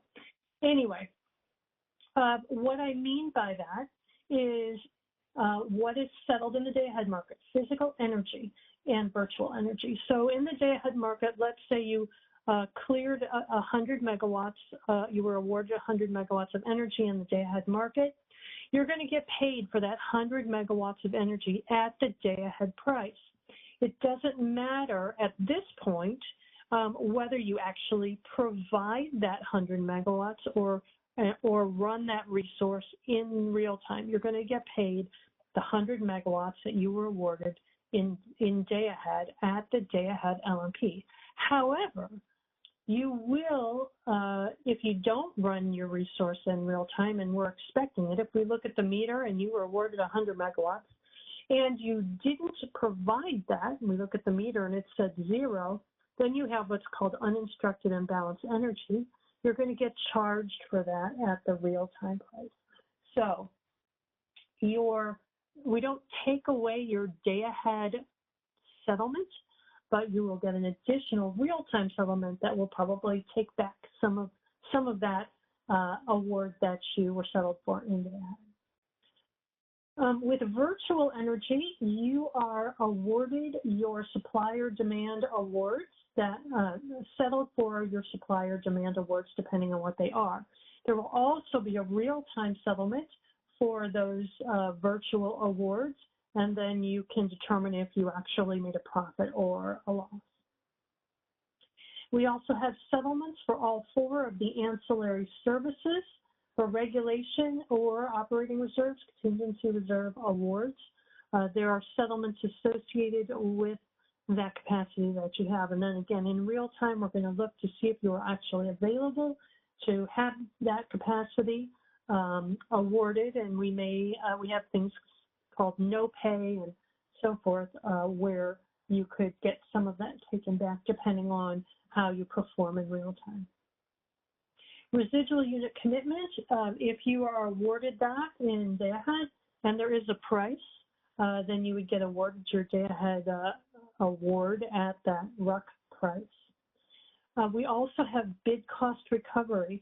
So we want, just like in real time, for those of you in EIM, we want to ensure that if you are awarded or committed by the ISO in the DayAhead market, that your costs are, that your revenues exceed your costs. And if not, if the ISO awards you and your revenues do not exceed your cost over an entire day period, you will be eligible to receive bid cost recovery. Additionally, we have grid management charges and fees that are associated with your participation in the DayAhead market. I'm going to go into the grid management charges a bit more. Again, shamelessly promoting our computer-based training. There is computer-based training for settlements in the DayAhead market and also the real-time market, additionally for convergence bidding as well, and our post-market. So you can get more information there if you'd like it. So, but we are going to look at our grid management charges in a little more detail. So our grid management charges is how the ISO recovers its administrative and capital costs based on the what the entities use of our services. Remember, we're a nonprofit public benefit corporation, so we do not make a profit. We just recover our costs based on these particular charges that we have. Our first charge is our market services charge. That's based on what was scheduled. So if you were awarded 100 megawatts of supply in the DayAhead market, then there will be a market services charge associated with that. Also, if you were a load serving entity and again, you purchased 100 megawatts, you would get a market services grid management charge applied to that as well. Also, virtual bidders get market services charges if they are awarded in the DayAhead market. Additionally, we have a system operations charge.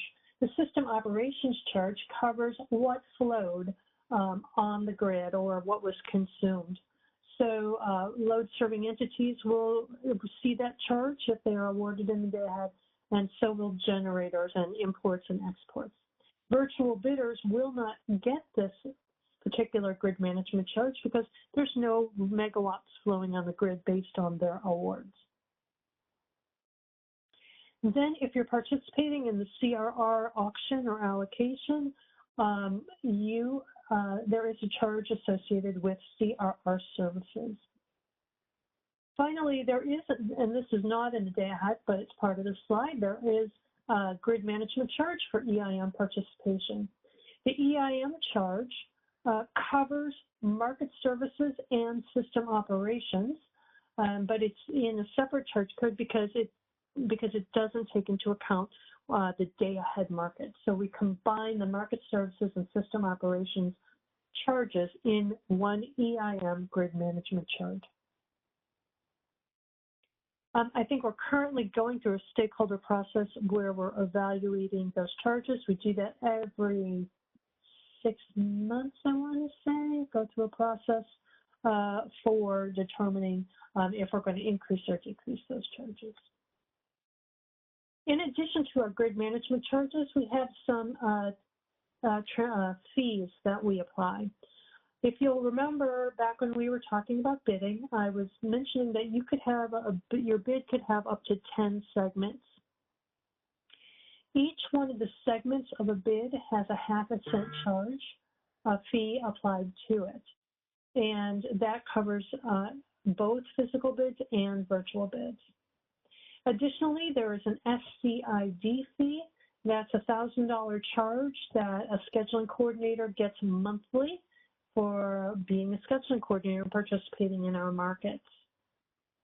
There's also a forecasting service fee that's $10 per megawatt hour based on actual metered energy for our wind and solar resources, and that is a monthly charge as well. So I believe that is everything having to do with our settlements that I was going to cover today. So finally, are there any final questions with regard to settlements or anything else that we talked about today, because this is the end of the presentation. So Christina, I'm going to open it up to for any final questions. Sure. So again, you can either ask your question verbally, so select the hand icon above the chat window. If you just dialed in, you'll press #2 on your phone, or you're welcome to send your question in the chat. And it looks like Sean Hernandez raised his hand, so we'll go to his question. All right, very good. Sean, your line is unmuted. You may go ahead. Hello, thank you so much for this delightful presentation and answering my other questions too. I wanted to go back to ancillary services. You did touch on how it's set by regulatory requirements.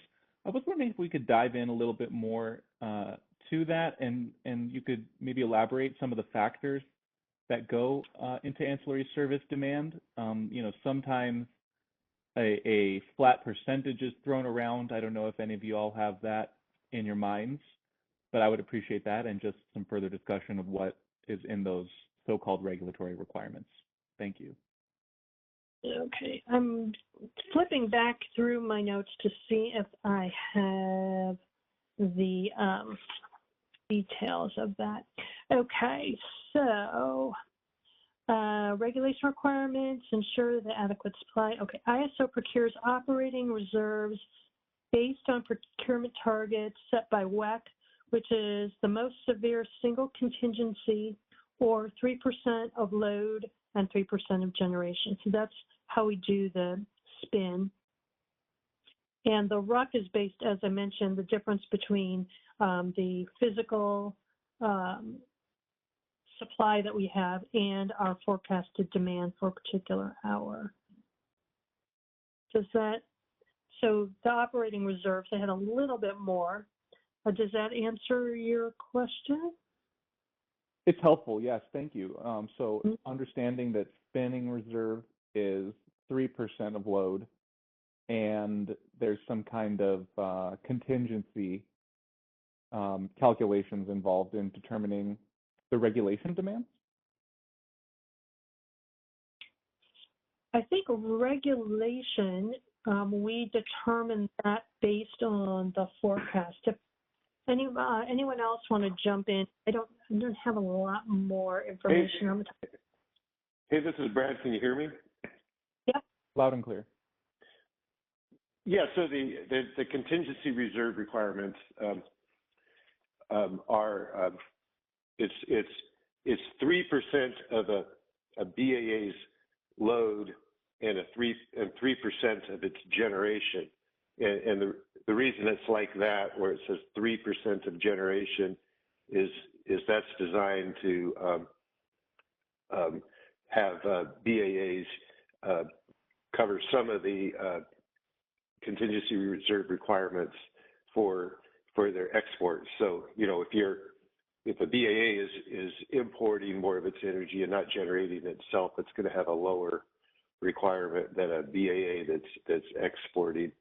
And then I believe the regulation requirement isn't, I don't believe it's a fixed percentage requirement. I think that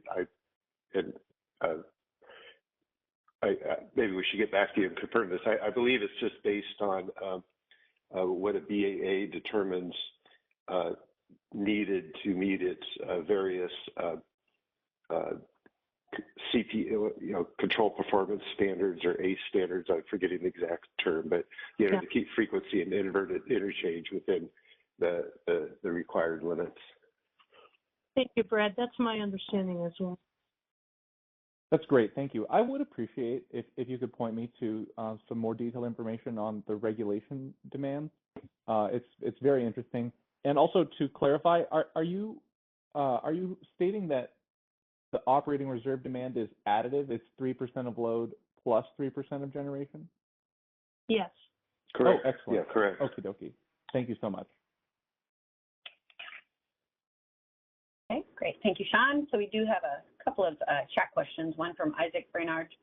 Are there additional statements for this new activity? With EIM, there is an EESC and a PRSC statement. I didn't catch if there were going to be new statements or if the DayAhead activity rolls into one of those EIM statements or even the MRTU statement. So Isaac, I can only talk about what we have today in the existing market, and then maybe one of my other colleagues can jump in. But right now, if you are a scheduling coordinator participating in the DayAhead market and the real-time market, which kind of equates to EIM, you get one settlement statement that has all of that activity, and it's broken up between the different groups, parent groups, whether it's ancillary services or energy or what have you, flexible ramping product. But it's all on one statement. There isn't a separate statement between your day-ahead activity and your real-time activity. It's all on one statement. Now, what you're going to do going forward, I don't know.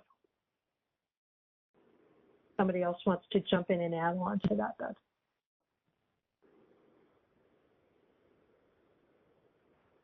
Well, this is Brad. I don't know that that's even been discussed in EDAM. I think probably the assumption is that we would continue the existing structure.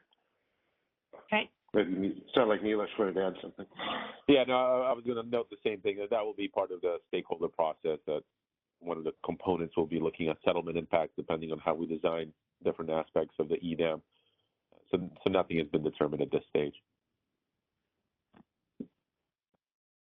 Great. Isaac said thank you. And then we do have an additional chat question from Molly Kroll. Since RA resources have to bid into the day-ahead market, and RA resources require FCDS as awarded in the interconnection process, is there any interaction between congestion pricing or rights and assignment of FCDS to supply resources bidding at their interconnection point and node? Or are these two distinct processes for managing and allocating capacity? Molly, I'm sorry that I don't know what FCDS stands for, so I am going to ask one of my colleagues to answer, or if you can elaborate, that would be great.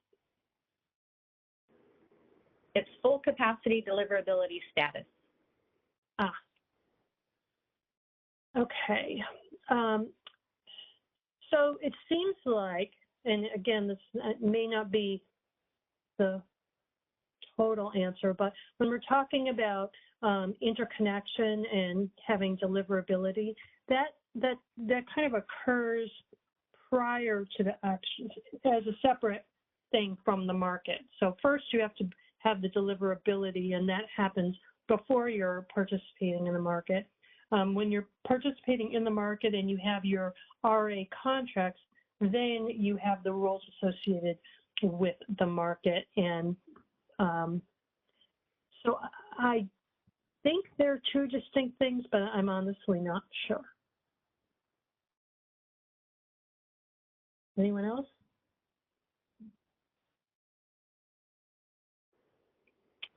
I'll have to look into that one. Okay.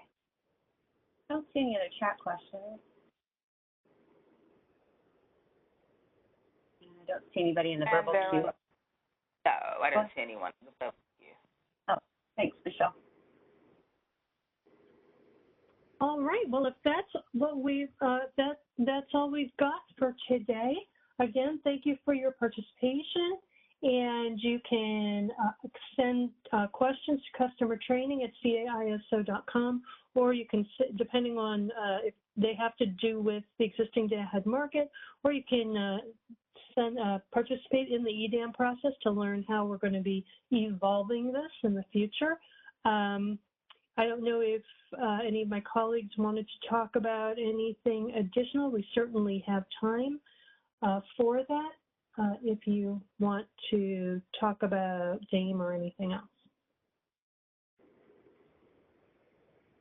Let's first check with the policy leads. If you guys have anything to add or comment on. No, I mean, this is Neil. I'll just note again, we appreciate everybody that had an opportunity to join, participating. Hopefully this provided a foundational overview as we start the substantive discussions in the stakeholder working groups in January on EDAM, and hopefully this provides some background so that some of the aspects of discussion are not unfamiliar once we start those discussions. But really appreciate everybody joining today. Thank you, Milos. And we record the session today. We'll make that recording available on both the DayAhead Market enhancements and the extended DayAhead Market initiative web pages.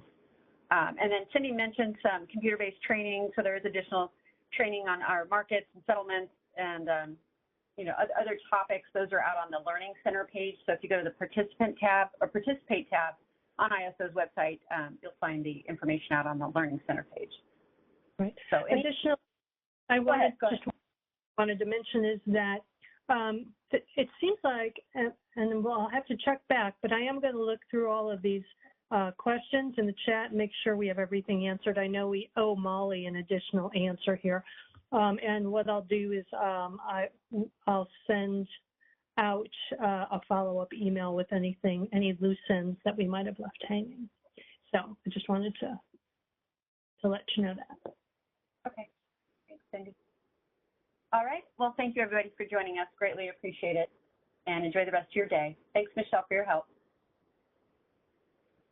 That concludes our conference. Thank you for using Event Services. You may now disconnect.